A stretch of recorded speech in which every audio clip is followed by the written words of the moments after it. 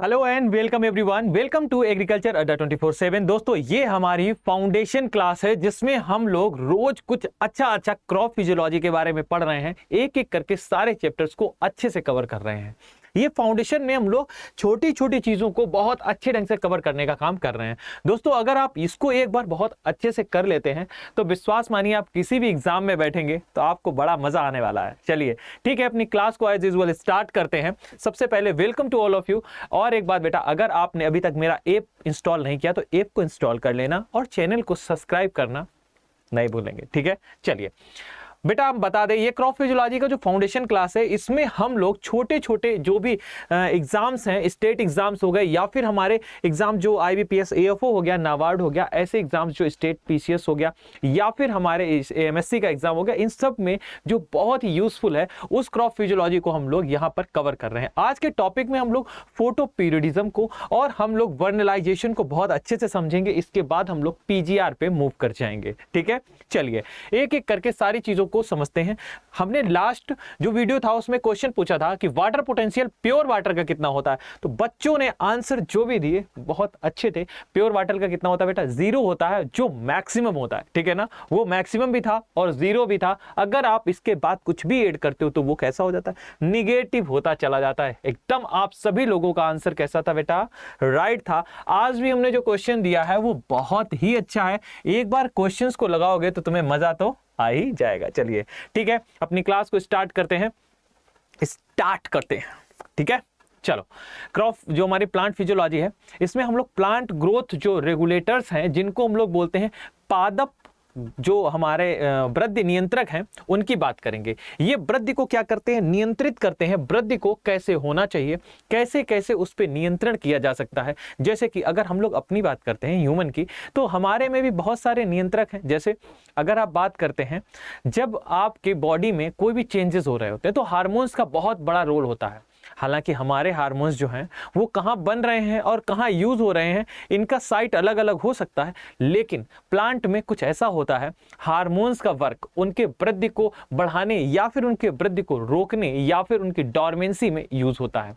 अभी हम तुम्हें सारी चीजें जो तुम्हें थोड़ी सी हेक्टिक लग रही हैं सब समझ में आ जाएगा। सबसे पहले हम लोग इसमें क्या करने वाले हैं, प्लांट ग्रोथ हार्मोन में इसको देखते हैं। सबसे पहला आता है फोटो पीरियडिज्म। फोटो का मतलब होता है फोटान, और फोटान का मतलब होता है प्रकाश। क्या होता है? प्रकाश। क्योंकि प्रकाश जो आता है अपने सूर्य का, वो क्या है? वो हमारा जब पृथ्वी पर आता है तो फोटान के फॉर्म में आता है। किस फॉर्म में आता है? फोटान के फॉर्म में आता है। और ये फोटान है क्या एक्चुअली में? ये फोटान एनर्जी का पैकेट ही तो है, एनर्जी का पैकेट। ठीक है, उस फॉर्म में आ रहा है बेटा। अगर वो आ रहा है, उसका पीरियड कितना रहता है? पीरियड का मतलब टाइम पीरियड कितना रहता है, इसको ही हम लोग क्या बोलते हैं? Photo periodism. सर, ये पीरियड क्या डिसाइड करेगा? ये डिसाइड करेगा कि प्लांट में फ्लावरिंग के लिए, जो प्लांट है उसमें फ्लावरिंग के लिए कितना देर या कितना टाइम क्या जरूरत है बेटा? प्रकाश की जरूरत है। फोटोसिंथेसिस जो फोटो है, प्रकाश है, वो कितनी जरूरत है उसकी फ्लावरिंग होने के लिए। जैसे आप फोटोसिंथेसिस में पढ़ते थे तो वर्ड क्या था? फोटो, और दूसरा था सिंथेसिस। तो फोटो का मतलब ही क्या था? प्रकाश, और सिंथेसिस का मतलब प्रकाश के प्रेजेंस में जो बनने वाला सिंथेसिस हो रहा, जो खाना था, उसकी बात कर रहे थे। तो जब फोटो पीरियडिज्म आ गया तो एक बात तो समझ में आ गई, relative length of day and night, दिन और रात कितना रहने वाला है, कितना रहेगा, ताकि फ्लावरिंग को क्या किया जा सके? आराम से होने में कोई दिक्कत ना हो, इनिशिएट किया जा सके। इसको हम लोग क्या बोलते हैं? फोटो पीरियडिज्म बोलते हैं। जैसे आपको पता होगा, हम लोगों के घर में गेहूं होता है जब, तो गेहूं के खेत में बोला जाता है अगर कोहरा इस बार अच्छा नहीं पड़ा तो क्या होगा? गेहूं की पैदावार कम हो जाएगी। रीजन यही है कि फ्लावरिंग उसकी अच्छी नहीं होगी। ऐसे ही जब हम लोग एप्पल को ग्रो करते हो तो एप्पल में चिलिंग चाहिए। चिलिंग का मतलब बताया जाता है कि इतना टेम्परेचर, जब इतने दिन तक इससे कम बेटा टेम्परेचर रहेगा तब हमारे एप्पल्स में क्या होगा? अच्छी खासी फ्लावरिंग हो पाएगी। बिल्कुल सेम बेटा ये फोटो पीरियडिज्म भी है। कितना टेम्परेचर, रिलेटिव डे और नाइट की कितनी लेंथ रहे, ताकि जो प्लांट है वो आराम से फ्लावरिंग कर पाए। बस इसी को तो हम लोग पढ़ने वाले हैं। यानी जब लाइट की बात करते हैं तो दिन की बात करते हैं, और डार्क की बात करेंगे तो नाइट की बात करेंगे। इसी को हम लोग फोटोपीरियडिज्म बोल रहे हैं। चलिए इसकी बात करते हैं कि ये टर्म किसने दिया था। बेटा ये टर्म जो दिया था वो गार्डनर और एलार्ड जो वैज्ञानिक थे, उन्होंने 1920 में ये टर्म कॉइन किया था। एक बार इसको बहुत अच्छे से देख लेना, ये क्वेश्चन बहुत एग्जाम्स में पूछा जाता है, गार्डनर और एलार्ड, ठीक है ना। चलो आ जाओ, इसके बाद में अगर हम लोग बात करते हो बेटा इसके फोटोपीरियडिज्म के हिसाब से, तो प्लांट को 3 पार्ट में बांटा गया है। कितने पार्ट में? 3। कौन कौन से हैं? वही पुराने छोटे दिन वाले प्लांट, बड़े दिन वाले प्लांट और बिना दिन वाले प्लांट। सर बिना दिन वाले, डे न्यूट्रल, जिनको दिन और रात से क्या है कोई मतलब नहीं, बिना दिन रात कोई मतलब नहीं, कितनी बड़ी दिन कितनी बड़ी रात। चलो एक बार हम आपको बहुत अच्छे से समझाते हैं, आपको कभी इसमें कंफ्यूजन नहीं होगा। देखो अब हम आपको कहें कि सर आप क्या करो, आप फ्लावरिंग करना चाहते हो, फ्लावरिंग करने के लिए एक लेंथ है 12 घंटे की दिन और 12 घंटे की रात, नॉर्मल होता है। अच्छा अगर हम दिन की थोड़ी क्या है घंटों को बढ़ा दें और रात को थोड़ा सा कम कर दें, यानी कि दिन आपका बड़ा हुआ, तो जब दिन बड़ा हो गया उसको हम लोग लॉन्ग डे बोल दिया, ठीक है। तो ऐसे पौधे जिनको दिन थोड़ा सा बड़ा चाहिए और रात थोड़ी सी कम, यानी अगर हम 14 घंटे का दिन कर दें और 10 घंटे की रात कर दें तो बोल सकते हैं ना क्या, लॉन्ग डे प्लांट। बिल्कुल वैसे ही अगर हम लोग रात में ऐसा काम कर दें कि 10 घंटे का दिन कर दें और 14 घंटे की रात कर दें तो बेटा वो शॉर्ट डे प्लांट। अगर हम कह दें कि चाहे कितनी भी टाइम का आप 8 घंटे का दिन कर दीजिए और जो आपका बचा हुआ 16 घंटे आप रात कर दीजिए, तब भी फ्लावरिंग हो जाएगी। और चाहे आप बेटा उसमें 16 घंटे की रात कर दो और 8 घंटे का दिन कर दो, तब भी कोई फर्क ना हो। चलो एक बार हम इसका एग्जाम्पल आपको लेके दिखाते हैं। ये है हमारे शॉर्ट डे प्लांट, जिनको कह सकते हो तुम शॉर्ट डे को शॉर्ट डे है या फिर लॉन्ग नाइट है, दोनों बात एक ही है। या फिर मम्मी का बेटा, ठीक है ना, मम्मी का बेटा या बेटे की मम्मी, बात तो एक ही है, बस वही लिखा है यहाँ पे। शॉर्ट डे या बोले या फिर लॉन्ग नाइट बोले, बात एक ही है। जैसे प्लांट के लिए ये दिन है, पीला वाला बेटा दिन है और जो काले कलर में वो हमारा रात है, ठीक है। हमारा पहले क्या था, शॉर्ट डे, कम दिन चाहिए। अच्छा एक बात बताओ, इसमें दिन तुमने ज्यादा दिया कि कम दिया? तो ये तुमने दिन कम दे दिया या ज्यादा दे दिया? बेटा ये दिन हमारा ज्यादा है, दिन क्या है, ज्यादा है। रात हो गई छोटी, फ्लावरिंग होगी नहीं होगी, फ्लावरिंग नहीं आई बेटा। जैसे ही तुमने क्या किया, रात को बड़ा कर दिया, यानी तुमने दिन क्या कर दिया, छोटा कर दिया, और शॉर्ट डे तो चाहिए था, बिल्कुल फ्लावरिंग आ गई, आपने देखा। अच्छा अब आप क्या किए, देखो इसमें आपको फ्लावरिंग के लिए चाहिए था कि आप छोटा सा दिन देते, बात सही, लेकिन आपने रात जब बड़ी दी तो रात में एक फ्लैश ऑफ लाइट और दे दिया, तब भी फ्लावरिंग नहीं हुई। सर ये क्या होगा? देखो बेटा आपको अच्छा रहने के लिए दिन में आप मतलब फ्लावरिंग के लिए मतलब आप मुस्कुराने के लिए ऐसे समझो, आपको ज्यादा लंबा क्या चाहिए था, शॉर्ट डे चाहिए था, मतलब दिन बहुत छोटा चाहिए था, रात बड़ी चाहिए थी, आप मुस्कुराते रहोगे, ठीक है। आपको मिला दिन बड़ा और रात में सोने को मिला कम, तो बेटा आप मुस्कुराओगे नहीं, आपकी फ्लावरिंग नहीं हुई, ठीक है। आपको दिन मिला छोटा काम करने के लिए, रात मिली बड़ी, आप आराम से सोए, दिन मुस्कुराए, यानी आपके अंदर फ्लावरिंग आ गई। अगर एक बात बताओ, आपको दिन तो दिया छोटा, ठीक है, रात तुम्हें दे दी बड़ी, ठीक है, लेकिन तुम्हें रात में 1-2 बजे उठाए, थप्पड़ मार के उठो, काम करो बेटा, थोड़ा सा एक ही हमारा ये बनना है काम, पीपीटी बनानी है एक, तुम काम करोगे तो तुम एक बात बताओ, दिन में फिर मुस्कुराओगे नहीं, फिर तुम कहोगे यार रात में तो हम काम किए थे ना, हाँ फिर रात में उठे थे ना, तो बेटा फ्लैश ऑफ लाइट अब आपने दे दी थी रात में, इसलिए अब इसमें फ्लावरिंग नहीं होगी। याद रहेगा क्या, याद रहेगा क्या? चलो अब बेटा वैसे ही बिल्कुल सेम लॉन्ग डे में आ जाओ, लॉन्ग डे या फिर शॉर्ट नाइट, लॉन्ग डे या फिर शॉर्ट नाइट, बात एक ही है, ये याद रखेंगे।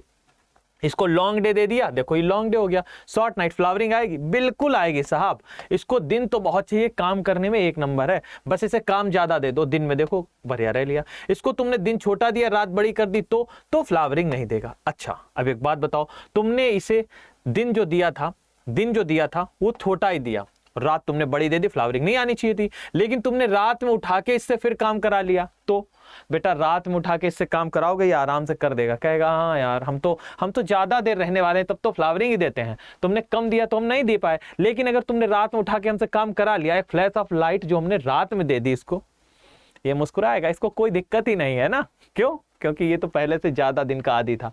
तो प्रकाश ये हमारा यहाँ पर मिला और यहाँ पर भी क्या हो गई, फ्लावरिंग हो गई। क्या तुमको ये समझ में, क्वेश्चन कभी पूछा जाए मोल्ड करके कि एक प्रकाश दिया जा रहा है, ज्यादा देर दिया, रात में एक फ्लैश ऑफ लाइट दे दी, तो क्या होगा, बिल्कुल बता दोगे शॉर्ट डे के प्लांट में क्या होगा और लॉन्ग डे में क्या होगा। कहोगे सर डे न्यूट्रल का बता दीजिए। डे न्यूट्रल को कुछ भी दे दो, वो सब में फ्लावरिंग देगा ही देगा, देगा ही देगा। चलो अगर हम लोग बात करते हो टाइप ऑफ, तो टाइप बेटा इसके 3 हो जाते हैं। एक हो जाता है हमारा शॉर्ट डे, एक हो जाता है लॉन्ग डे और एक हो जाता है डे न्यूट्रल। चलो शॉर्ट डे की बात करो तो दिन कैसा चाहिए इसको, दिन जो हमारा बेटा चाहिए इसको शॉर्ट चाहिए, शॉर्ट मतलब लेस चाहिए, और रात बड़ी चाहिए। जैसे हमारे जितने भी हमारे शॉर्ट डे है वो ज्यादातर खरीफ के ही हैं, यानी टोबैको हो गया, सोयाबीन हो गया, राइस, जनरली खरीफ क्रॉप जो होती हैं ट्रॉपिकल प्लांट की, ये मेनली क्या होती है, शॉर्ट डे होती हैं। अगर हम लोग लॉन्ग डे की बात करते हो, मतलब लॉन्ग चाहिए इसको, क्या चाहिए, ज्यादा बड़ा चाहिए। तो ज्यादा बड़ी बेटा किसमें, ये हमारे जो रबी के क्रॉप्स होते हैं इनमें होता है, इसमें 14 घंटे से ज्यादा दिन चाहिए होता है, इसीलिए तब फ्लावर इनिशिएट होगा, तो हमारा लॉन्ग डे प्लांट हो गया। ये हमारे कौन से बेटा है, रबी की क्रॉप हो गई। जैसे हमारा वीट है, बार्ले है, सुगर बीट है, कैस्टर है, इनको याद रखेंगे, ये जो बेटा है ये क्या है, लॉन्ग डे हो जाती है। और डे न्यूट्रल कौन सी है, डे न्यूट्रल इनको ये हर मौसम में जो उग जाए, है ना, सदाबहार। कौन कौन सी, जैसे मेज है, तीनों मौसम में होती है। अगर कभी दिन और रात का खेल होता तो ये जमती नहीं बेटा, है ना, इसका जर्मिनेशन होता ही नहीं।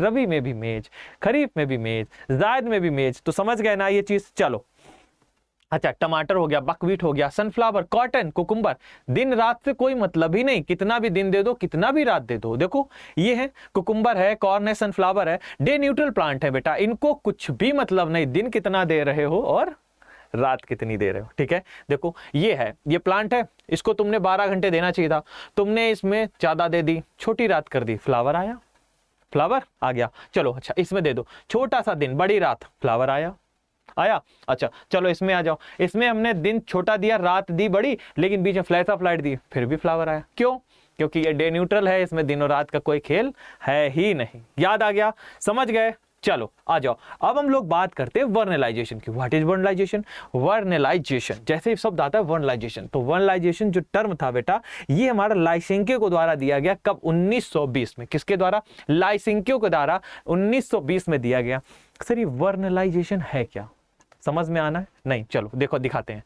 वर्नलाइजेशन मतलब कि जब आप कोल्ड ट्रीटमेंट दे दो और फिर फ्लावरिंग हो जाए, समझे, नहीं। फ्लावरिंग देने के लिए अभी तक हम लाइट की बात करें तो फोटोपीरियडिज्म, इसको क्या करेंगे, अब हम लोग लाइट की जगह क्या करेंगे, आप क्या करेंगे, चिलिंग टेम्परेचर देंगे, मतलब कि उसको ठंडक देंगे, और ठंडक देते ही उसमें क्या आ जाए, फ्लावरिंग हो जाए। इसको बोलते हैं वर्नलाइजेशन। क्या हो जाता है, वर्नलाइजेशन। इसमें होता क्या है बेटा, इसमें एक वर्नलिंग नाम का एक एंजाइम होता है, वो एक्टिवेट हो जाता है, और वो एक्टिवेट होते ही फ्लावरिंग हो जाती है। याद रखेंगे, देखो इसमें आपने कोई कोल्ड एक्सपोजर किया, नहीं, फ्लावरिंग हुई नहीं हुई। आपने यहां पर 1-2 वीक के लिए किया तो फ्लावरिंग आ गई, लेकिन जैसे 3 से 6 वीक हो जाएंगे कोल्ड एक्सपोजर में, फूल पूरी तरह से क्या हो जाएगा, बिल्कुल मुंह, ठीक है ना, समझ गए।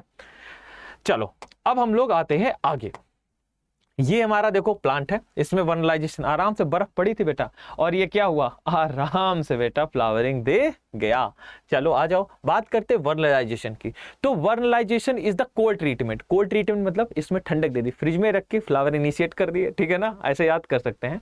तो जैसे ही बेटा ऐसा करोगे तो वो अपने आप फ्लावरिंग उसमें आ जाती है। ये उसके फुलफिल, लो टेम्परेचर उसका जो है वो फुलफिल हो जाता है, उसकी रिक्वायरमेंट होती है उस एंजाइम को एक्टिवेट होने के लिए।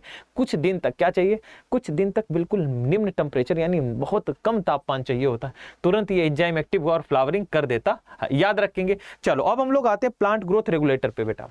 ये ग्रोथ रेगुलेटर क्या होते हैं, कभी तुमने सोचा कि ग्रोथ को रेगुलेट करेगा, ग्रोथ रेगुलेटर हो जाएगा, ग्रोथ को रेगुलेट करेगा, रेगुलेट करने का मतलब उसको नियंत्रित करेगा, वही हमारे प्लांट ग्रोथ रेगुलेटर हो गए। अगर हम लोग प्लांट ग्रोथ रेगुलेटर की बात करते हो तो ये कैसे होते बेटा, पहली बात तो ये कि ये कंपाउंड जो पीजीआर हैं जिनको बोलते हैं प्लांट ग्रोथ रेगुलेटर्स, ये कैसे होते बेटा, अकरिंग नेचुरली इन प्लांट में नेचुरली पाए जाएंगे। दूसरा सिंथेटिकली, यानी कि आप इसको आर्टिफिशियली भी दे सकते हो, यानी कि मोस्टली जो होते हैं वो कैसे होते हैं, नेचुरली भी होते हैं और कुछ सिंथेटिक भी होते हैं, कृत्रिम रूप से भी बनाए जाते हैं। अच्छा, ये बहुत कम अमाउंट में, यानी कि स्मॉल अमाउंट में। अगर हम लोग अपनी बात करते हैं ह्यूमंस की, तो ह्यूमंस में भी कैसे होते हैं बेटा, बहुत कम, बिल्कुल छोटे से, मतलब बहुत कम मात्रा में ही हमारे काम कर रहे होते हैं। जैसे हमारे पोस्टीरियर पिट्यूटरी है ना, मास्टर ग्लैंड, हाइपोथैलेमस, ये सब चीजें कर क्या रही हैं? ये बहुत छोटे छोटे हार्मोन, जब आपको कोई मोटिवेट करता है कि ऐसा करना चाहिए, ऐसा करना चाहिए,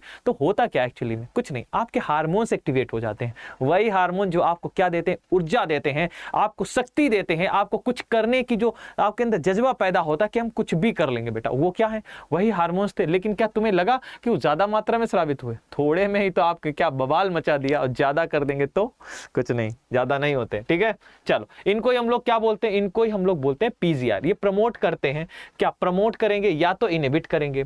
ठीक है, इसी हिसाब से इनको दो भाग में बांटा गया। प्रमोट करने का मतलब प्लांट ग्रोथ प्रोमोटर्स, और दूसरा इनहिबिट करना मतलब कि कुछ ग्रोथ को रोकेंगे भी, कुछ बढ़ावा भी देंगे और कुछ घटावा भी देंगे। जो बढ़ावा देंगे उनको क्या बोलोगे? उनको बोलोगे प्रमोटर्स। क्या बोलोगे?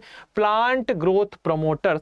लेकिन जो प्लांट हार्मोन ग्रोथ को कम करेंगे उनको क्या बोलोगे? Growth inhibitor. क्या बोलोगे? Growth inhibitor. अगर हम लोग अपनी बात करते हैं प्लांट्स की, मेनली हम लोग 5 हार्मोन्स को बहुत अच्छे से पढ़ते हैं।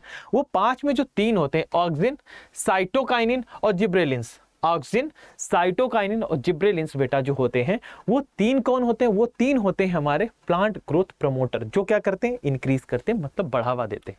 वहीं जब हम लोग बात करते हो इनहिबिटर की, इनहिबिट का मतलब होता है किसी चीज को रोक देना, तो वो कौन होते हैं? वो एक होता है एब्सिसिक एसिड और दूसरा होता है इथाइलिन। बेटा इन 5 हार्मोन्स को ही हमको मेनली पढ़ना होता है, जिनसे क्वेश्चंस बहुत आते हैं। हर एग्जाम में तुम्हें इससे क्वेश्चन जरूर मिलने वाला है। तो याद रहेगा कौन कौन से हो गए? 5 हो गए। सबसे पहला हो जाता है हमारा ऑक्सिन, जिब्रेलिन और साइटोकाइनिन, जो प्लांट ग्रोथ क्या है? प्रमोटर हैं। लेकिन जब हम लोग बात करते हैं किसकी? प्लांट ग्रोथ इनहिबिटर की, तो एब्सिसिक एसिड और इथाइलिन को नहीं भूलते हैं। याद रहेगा।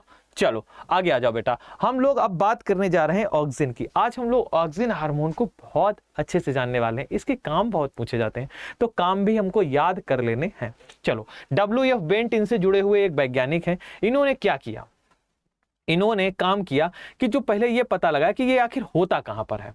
अगर जब इन्होंने ये पता लगाया कि होता कहां पर है, तब इनको पता चला कि प्लांट का जो टिप है एकदम से बेटा, कौन सा टिप? ये जो पौधा देखा हमने और उसके टिप एकदम किनारे वाला भाग है, वहां पर क्या पाया जाता है? वहां पर पाया जाता है ऑक्सिन। क्या पाया जाता है? ऑक्सिन। जैसे ये पौधा था, पौधे का सूट है, सूट का मतलब तना है, और तने के इस पार्ट में ये पाया जा रहा है।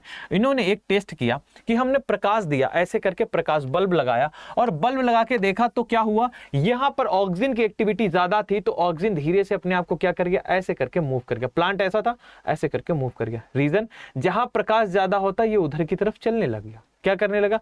चलने लग गया। इसको बोलते हैं फोटोट्रोपिज्म। क्या बोलते हो? फोटोट्रोपिज्म। प्रकाश की तरफ क्या? मूव कर जाना, फोटोट्रोपिज्म। याद रखेंगे, ये फोटोट्रोपिज्म हो जाता है।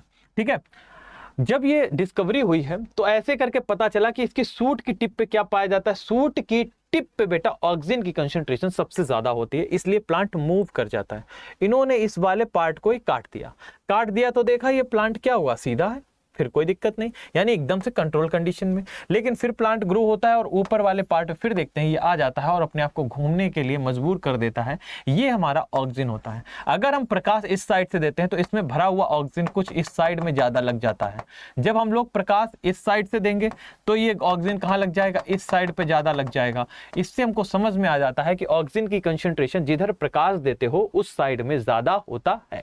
ठीक है, इसी टेस्ट को बोलते हैं अवीना कर्वेचर टेस्ट। क्या बोलते हैं? अवीना कर्वेचर टेस्ट। ये कुछ कर्व सा बना रहा है, इसी को हम लोग क्या बोलते हैं? अवीना कर्वेचर टेस्ट। याद रखना, ये पूछा जाता है कि अवीना कर्वेचर टेस्ट किस हार्मोन से रिलेटेड है? तो किससे रिलेटेड है बेटा? ऑक्सिन से रिलेटेड है। किससे रिलेटेड है? ऑक्सिन से रिलेटेड है। लेकिन जब हम लोग ऑक्सिन पढ़ना शुरू करते हैं तो ऑक्सिन बेटा क्या होती है? मेनली 2 तरीके की होती है। एक होती है नेचुरली और एक होता है सिंथेटिकली। नेचुरली मतलब प्रकृति में आराम से पहले से पाई जाने वाली, तो वो कौन सी है? IAA। कौन सी है? IAA। बाकी जो भी आप पढ़ोगे वो सब की सब क्या हमारी है बेटा? वो ज्यादातर हमारी कैसी हो जाती हैं? वो हमारी हो जाती हैं सिंथेटिकली। ठीक है ना, याद रखेंगे। W.F. बेंट ने सबसे पहले इसको आइसोलेट किया था। ठीक है, ग्रोथ सब्सटेंसेस को, जिसको ऑक्सिन नाम दिया गया। नेचुरली अकरिंग की बात करोगे तो IAA, इसका फुल फॉर्म होता है इंडोल एसिटिक एसिड। क्या होता है? Indole acetic acid. वहीं हम लोग बात करते हो IBA की, जिसको हम लोग क्या बोलते हो? Indole butyric acid. क्या बोलते हो? Indole butyric acid. ठीक है। अगर हम लोग NAA की बात करते हो तो NAA क्या है? नैप्थेलिक एसिडिक एसिड। ठीक है ना, याद रहेगा, नैप्थेलिन एसिडिक एसिड। और 2,4-D बेटा, जिसको हम लोग क्या BD साइड की तरह यूज करते हो, वो हमारी भी इसी में आती है। इसका बारे में बहुत कुछ है कि 2,4-D हमारी चौड़ी पत्ती को कम करती, जो पत्ती वाली घास है उसको खत्म करती है। और इसका फुल फॉर्म भी बहुत पूछा जाता है, 2,4 dichlorophenoxy acetic acid. 2,4 dichlorophenoxy acetic acid, याद रखेंगे। चलो, ये हमारा क्या हो जाता है? ये भी हमारा सिंथेटिक है। और मैलिक हाइड्राजाइड जो हमारा स्प्राउटिंग को रोकता है ऑनियन में, कोई बात नहीं, हम इसके बारे में बहुत डिटेल में पढ़ाते हैं जब अपने फाउंडेशन बैच में आते हैं, तो छोटी छोटी चीज़ों को भी हम बहुत अच्छे से इसमें डिस्क्राइब कर देते हैं। तो बेटा अभी सिर्फ इतना जान लो कि जो हमारा मैलिक हाइड्राजाइड है ये सिंथेटिक है और ये स्प्राउटिंग को रोकने का काम करता है। ठीक है, ऑनियन में। और ये भी हमारा एक हार्मोन है। मैलिक हाइड्राजाइड 2,4-D, NAA और IBA ये हमारे सिंथेटिक हैं। और IAA जो करके है बेटा, वो क्या है? नेचुरल अकरिंग हमारा ऑक्सिन है। ये ऑक्सिन के क्वेश्चन आपके यहां से बहुत पूछे जाते हैं। WF वेंट का नाम हो गया, फोटोट्रोपिज्म हो गया, 2,4-D क्या होता है ये भी पता चल गया। चौड़ी पत्ती वाली घास को मारने के लिए जो दवा है वो कौन सी? 2,4-D के नाम से ही आती है, याद रहेगा। चलो बेटा, अब आगे आ जाते हैं। आगे हम लोग जब बात करें अवीना कर्वेचर टेस्ट, तो किससे रिलेटेड है? तो तुरंत बताना बेटा, ये हमारा ऑक्सिन से रिलेटेड होता है। अगर हम लोग इसके बारे में थोड़ा सा जानते हैं तो एक्टिव साइट ऑक्सिन की क्या होती है? एक्टिव साइट का मतलब होता है जहां सबसे ज्यादा पाया जाएगा, एक्टिव साइट वही होती। तो सूट टिप, जो हमारी सूट की टिप यानी कि जो तना है उसका जो सबसे ऊपरी वाला भाग है वहां पर पाई जाएगी। कोलोप्टाइल्स है या फिर हमारा डेवलपिंग एम्ब्रियोज है, वहां पर ऑक्सिन की कंसंट्रेशन हमेशा ज्यादा होती है, याद रखेंगे। एपिकल बड डोमिनेंस बेटा, ये बहुत पूछा जाता है। बताओ एपिकल बड डोमिनेंस किससे होता है? तो याद रखेंगे वो भी हमारा किससे होता है? वो भी हमारा ऑक्सिन से होता है। एपिकल बड का मतलब बिल्कुल कोने वाली बड में डोमिनेंसी, जो बहुत डोमिनेंट होती, बार बार ग्रो करने के लिए डोमिनेंसी आती है। वो क्यों आती है? क्योंकि वहां पर ऑक्सिन हार्मोन पाई जाती है, इसीलिए क्या होता है? वो बहुत जो डोमिनेंट होती है, इसीलिए इसको बोलते हैं एपिकल बड डोमिनेंस। किससे होती है? ऑक्सिन से होती है। ट्रिप्टोफैन जो होता है बेटा, इसका प्रिकर्सर है। प्रिकर्सर का मतलब होता है जो इसको बनाने में मदद करता है। तो ट्रिप्टोफैन जो है इसको बनाने में मदद करता है। और ये समझो इससे पहले की स्टेज में जो है आता है, इसीलिए इसको प्रिकर्सर का नाम देते हैं। तो IAA का प्रिकर्सर कौन है? ट्रिप्टोफैन है। और ट्रिप्टोफैन जो है वो जिंक की एक्सेस में ही ज्यादा फॉर्म होता है। तो याद रखेंगे, कभी कभी पूछा जाता है कि zinc is required for the synthesis of which of the following hormone, तब भी आप क्या लगा के आएंगे? जिंक की जो आपकी एक्सेस है तो हमारा ऑक्सिन ही होगा। तो ऑक्सिन, दोनों बात समझ में, एक ट्रिप्टोफैन और एक जिंक इसके लिए रिक्वायर है बनाने के लिए। वहीं हम लोग बात करते हो अवीना कर्वेचर टेस्ट की या फिर split pea stem curvature test की। ये दोनों क्या है? ये इसके बायो ऐसे हैं जो जनरली जो है ऑक्सिन की प्रेजेंस को क्या है? क्लियर करते हैं या फिर इसको रेक्टिफाई करते हैं कि हाँ बिल्कुल ऐसा ही होता है, याद रखेंगे। चलो अब हम लोग कुछ रोल जान लेते हैं ऑक्सिन्स के, क्या क्या रोल होते हैं इसके। पहला तो यही है कि एपिकल बड डोमिनेंस को क्या करता है? प्रमोट करता है। दूसरा क्या है? इलोंगेशन ऑफ सेल, सेल को इलोंगेट करने में भी हेल्प करता है, क्योंकि प्लांट ग्रोथ प्रमोटर है ना बाबू भैया, भूलना नहीं है। ठीक है। तीसरी बात, ऑक्सिन क्या करता है? सूट में इंक्रीज होता है, और जबकि रूट में क्या करता है? सूट को हमेशा इंक्रीज करता है, रूट को बेटा क्या करता है? डिक्रीज करता है। दूसरी बात, इसके बाद आती है induce uniform flowering. Uniform flowering जो है ये देता है किसमें? पाइन एप्पल में ये यूनिफॉर्म जो है फ्लावरिंग देता है। ठीक है, इसको याद रखेंगे। इसके बाद में आता है IBA प्रमोट करता है रूटिंग इन कटिंग। जो रूट होती है ना, रूट, कहोगे सर ये तो रूटिंग हार्मोन के नाम से जाना चाहिए। बिल्कुल भैया, IBA को रूटिंग हार्मोन्स के नाम से और मार्केट में रूटैक्स के नाम से ये बिकता है, जिसको आप क्या करोगे? डिप करोगे और इसके बाद मतलब उसका सोल्यूशन मारो, डिप करा लो। डिप करा के क्या है, आप कहीं पर भी प्लांटेशन कर दोगे तो वो प्लांट आराम से चलेगा। ठीक है ना, याद रखेंगे। चलो आ जाओ आगे।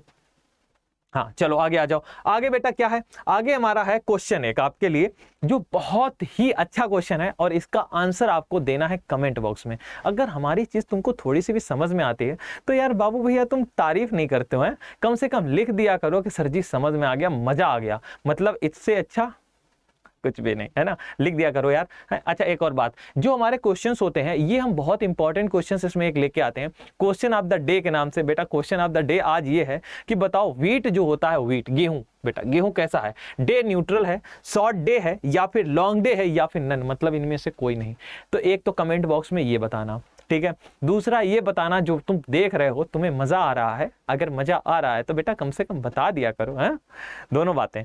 तो ये सारी की सारी चीजें आपकी अगले वीडियो में जो बचे हुए हार्मोन्स हैं उनको हम कवर कर देंगे। आप हमसे यूट्यूब पे कनेक्ट हो सकते हो, यूट्यूब पे हमारी कंटिन्यूसली क्लास 8 बजे तक बराबर होती हैं, नियर अबाउट 3-3-6 बेटा 3-9-1 10 क्लास तो यूट्यूब पे आपको रोज मिलती हैं। सबसे पहले 10 बजे करंट अफेयर लेके आते हैं संदीप सर, 10:30 बजे संकल्प आता है, 11 बजे फिर सब्जेक्ट वाइज क्लासेस, 11:30 बजे नाबार्ड, 12 बजे एमपीआरयू, और बेटा 12:30 बजे फिर फसाई की क्लास, 2 बजे जुनून जो मैम लेके आ रही हैं हिना मैम, और 4 बजे मैं खुद हूं बेटा, 4 बजे मंथन। आया करो रोज, आपको बहुत मजा आएगा, बहुत अच्छा मजा आया नहीं, 1 नंबर मजा आएगा, ठीक है ना, वहां पर मिल सकते हैं। और 6 बजे बेटा इसका उड़ान प्रतिभा मैम की, और 8 बजे आगाज करते हैं, सबसे लास्ट जो है आगाज है सर का, जो 8 से 9 बजे तक चलता है समथिंग में।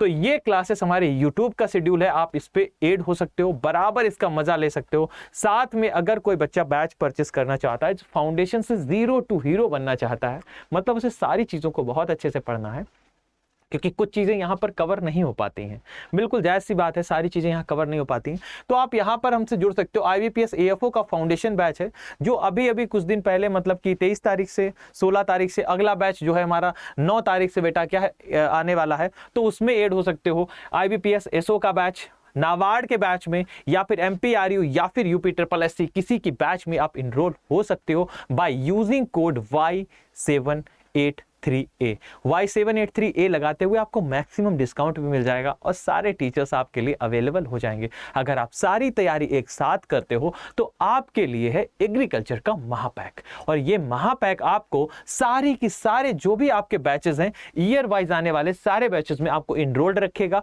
और आपको हर एक बार बार लाइव पढ़ने का, बार बार रिकॉर्डेड पढ़ने का, और सारे बैचेस का, चाहे वो आपका UPSSC हो, चाहे MPRU हो, चाहे आपका नाबार्ड, चाहे IBPS AFO, चाहे स्टेट का कोई भी एग्जाम हो, उसमें सब में आपको इनरोल रखेगा। तो आप इसको परचेस कर सकते हो by using code Y783 Y783A। जब आपका स्पेशल ऑफर आएगा तब ये कोड एक्टिवेट हो जाता है, एक बार इसको जरूर चेक कर लेना, ठीक है। अगर आप हमसे पढ़ना चाहते हो तो हमारा जो सब्जेक्ट है crop physiology, forestry, agriculture engineering, meteorology, साथ में बेटा हमारा fisheries, sericulture, apiculture, lac culture, ये सब्जेक्ट हम अपने पर्सनल हैंडल करते हैं। अगर कोई हमसे पढ़ना चाहता है तो मेरे बैचेस जो हैं ये एक मंथन के नाम से है, जो अभी 9 तारीख से आ रहा है। जो बच्चा इनरोल होना चाहे तो इसमें इनरोल हो सकता है बाय यूजिंग कोड Y783A। ये बैच में इनरोल होने के लिए आपको जो मंथन है, ये हम सारे सब्जेक्ट कवर करेंगे इसमें, और आप माइनर में क्या बन जाओगे बेटा, माइनर में आपको महारत हासिल करा देंगे, ठीक है ना। आप यहां पर कर सकते हो। IBPS AFO की बात करते हो तो IBPS AFO का बेटा जो बैच है, जब आप कोड करते हो यूज Y783A, तो आपको ये समथिंग 2850 का मिलता है, और इसमें आप प्री और मेंस दोनों के लिए एलिजिबल होते हो। तो बच्चा कभी इसमें इनरोल करना हो तो आप इसमें भी इनरोल कर सकते हो, ठीक है ना। अपना ख्याल रखेंगे, फिर मिलते हैं अगले वीडियो में, जिसमें हम लोग छोटी छोटी मगर मोटी बातें बढ़िया से करते रहेंगे। तब तक के लिए ख्याल रखेंगे अपना, और पढ़ाई को बढ़िया करते रहेंगे। प्रैक्टिस के लिए आप यूट्यूब पे ऐड हो सकते हो, यूट्यूब पे बहुत सारे डिफरेंट तरीके से आप ऐड हो सकते हो, और साथ में मंथन में आना नहीं भूलेंगे। जय हिंद, राधे राधे, फिर मिलते हैं अगले वीडियो में।